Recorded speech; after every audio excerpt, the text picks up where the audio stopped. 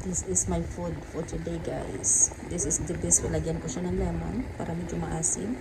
The best feelings after ng puro karne. Okay? Marami pang mga fried chicken na tira doon, pero mag-healthy muna tayo diet, guys. Healthy. Yan. Kasi yesterday na chit-chit tayo sa pizza.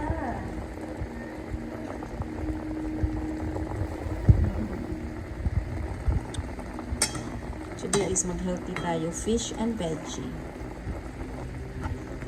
Ito ang type ko na kainin ngayon. Well, syempre guys, manghang with boiled egg. Luto na guys ang ating binilay ng mga pritong isda. Ayan. Lagay natin sa plato. Masarap ito kasi meron siyang soup. Ayan. Simple lang na pagkain. O, basta may sili, maanghang, okay na yan.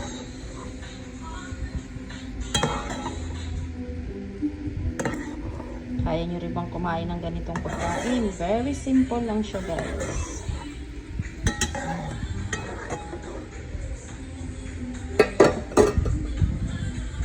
O yung mga ganito na pagkain yung gustong-gusto kong kainin. Yummy! Listen guys, ang fresh beetroot juice na ginawa ko siya kahapon.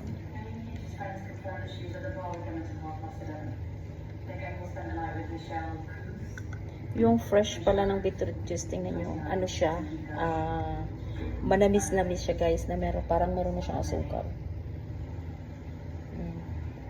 Ang sarap.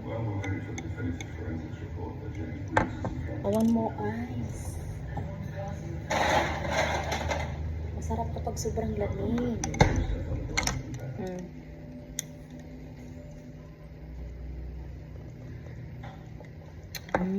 Yummy. Sarap ang sabaw.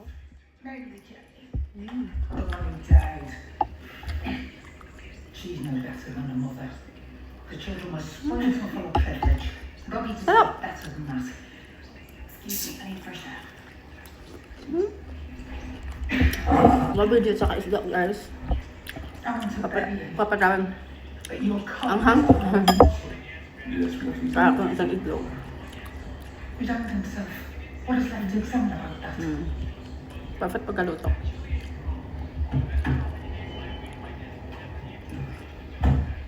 Nagsawa na ako sa kambing. Karne. Gusto nga ulit sa gulay.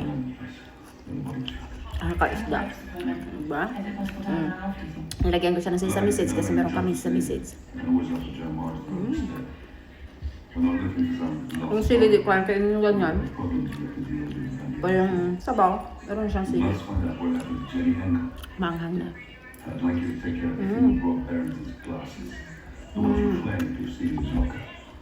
I did see them there. Ang sarap. Broccoli. Mahilig din kayo sa broccoli.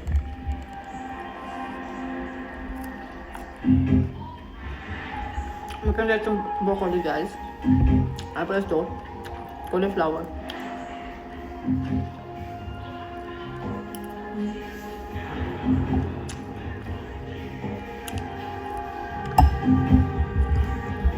Tapos, ito yung hinalot natin pritong isda.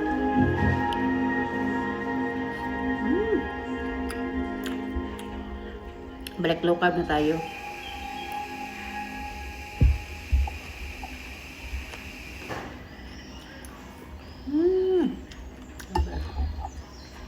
Parang nasa probinsya lang ako. Iloilo.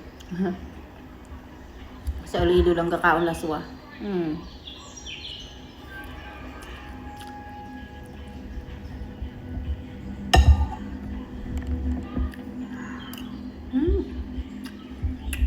Masarap kasi.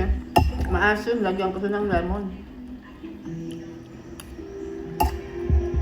Wala tapang sigang dito. No? Kain na rin kayo. Manonood ang bakal sa akin. Yung sili, ko lang. Try kong kainin.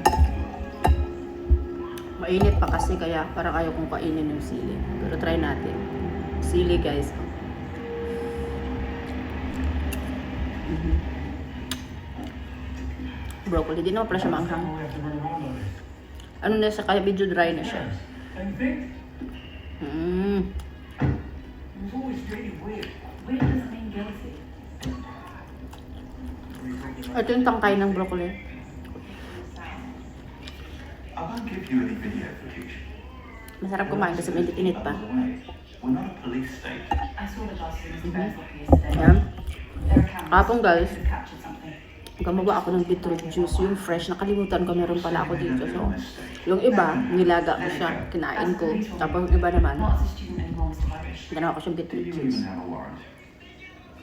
If you decide to interfere with the investigation, you better have good reason as to Ang why sarap you ng decided to do fresh. that. Di mo na siya kailangang lagyan ng Forgot himself. asukal kasi matamis na siya. Bye!